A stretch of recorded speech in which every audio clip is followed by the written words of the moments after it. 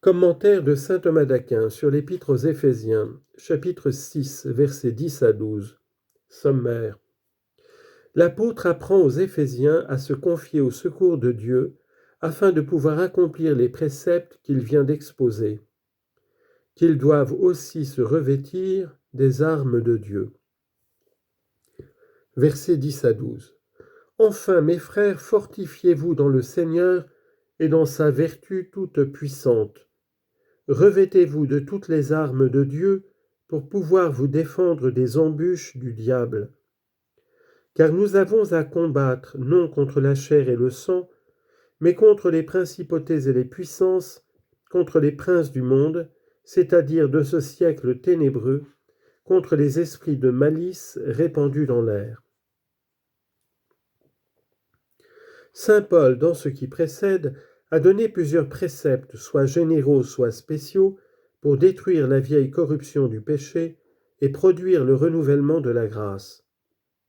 Il indique ici la force dont ils ont besoin pour remplir ces préceptes. C'est la confiance dans le secours divin. Il fait une recommandation d'abord, ensuite il l'explique d'une manière particulière en disant au verset 12 « Car nous avons à combattre non contre des hommes ». La première partie se subdivise. L'apôtre montre d'abord en qui nous devons mettre notre confiance quant à l'intérieur, ensuite quant à l'extérieur, en disant au verset 11 « Revêtez-vous de toutes les armes de Dieu ».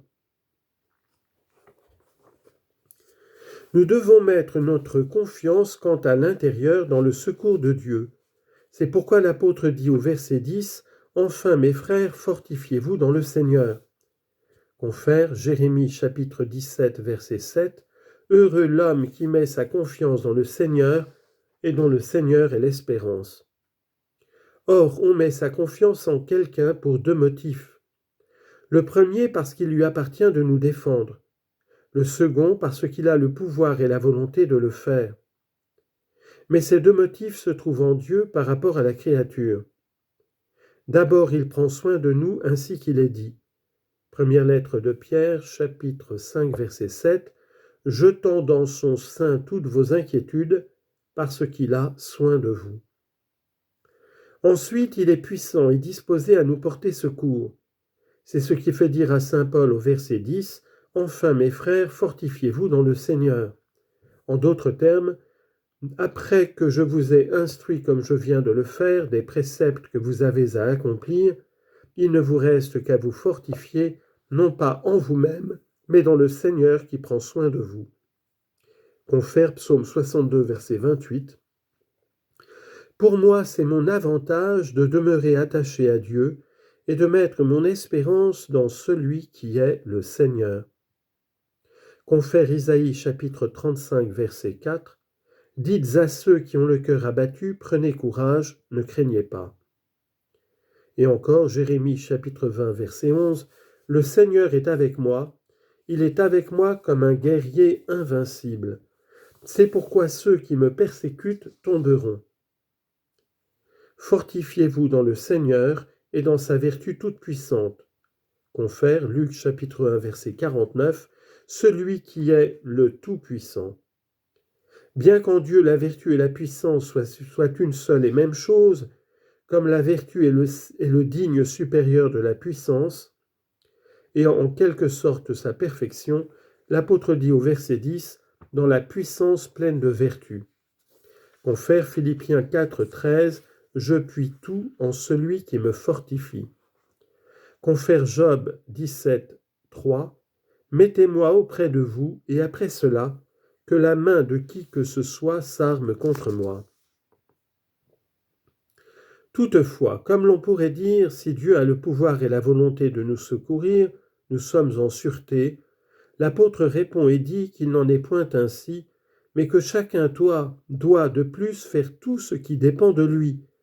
Car si l'on allait au combat sans armes, de quelque protection qu'environna le prince, on serait en danger. Saint Paul ajoute donc au verset 11, « Revêtez-vous de toutes les armes de Dieu, c'est-à-dire de ses dons et des vertus. » Confère Romains 13, 12, « Quittons donc les œuvres de ténèbres et revêtons-nous des armes de lumière. Confère Colossiens 3,12, revêtez-vous donc, comme élus de Dieu, saints et bien-aimés, de tendresse et d'entrailles de miséricorde, de bonté, d'humilité, de modestie, de patience, car c'est par les vertus que nous sommes protégés contre les vices. Mais on dit, le Seigneur est un roi tellement puissant que nul ne peut l'attaquer. Il faut répondre qu'on ne peut véritablement l'attaquer par la force ouverte, mais le démon l'attaque par ses ruses et les tromperies, non pas en sa personne, mais dans ses membres. Car ainsi qu'il est dit, Ecclésiastique chapitre 11 verset 31, le trompeur a beaucoup de pièges. Aussi saint Paul ajoute, au verset 11, afin de pouvoir vous défendre contre les embûches du diable.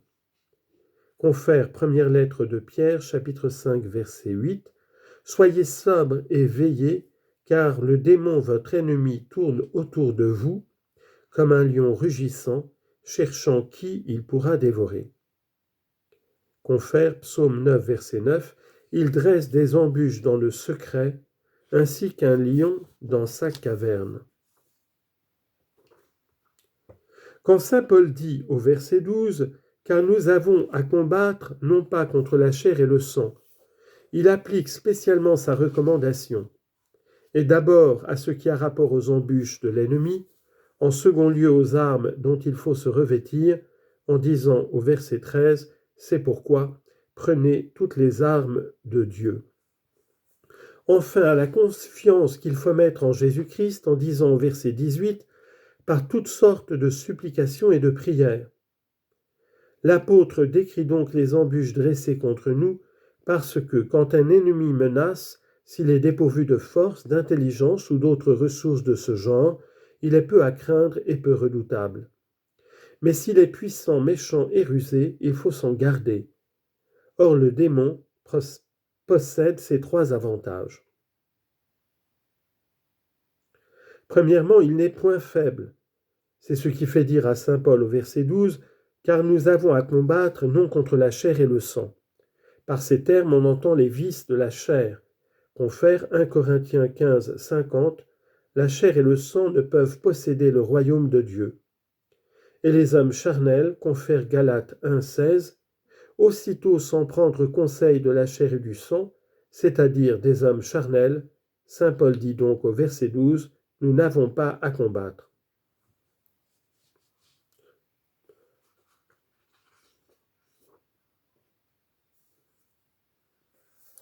Cependant, cette manière de parler peut paraître dénuée de vérité, de quelque manière qu'on l'entende, puisqu'il est dit, Galates 5, 17, « La chair a des désirs contraires à ceux de l'esprit. » Et confère Psaume 118, verset 157, « Il y en a beaucoup qui me persécutent et qui m'accablent d'affliction. » On peut répondre de deux manières.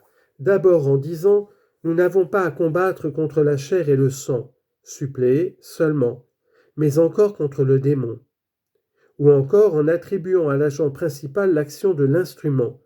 C'est dans ce sens que l'on explique ce passage, Romains chapitre 9, verset 16, « Ainsi cela ne dépend ni de celui qui veut, ni de celui qui court, mais de Dieu qui fait miséricorde. » Comme si l'apôtre voulait dire, lorsque vous voulez ou lorsque vous agissez, cela ne vient point de vous, mais d'un autre, c'est-à-dire de Dieu.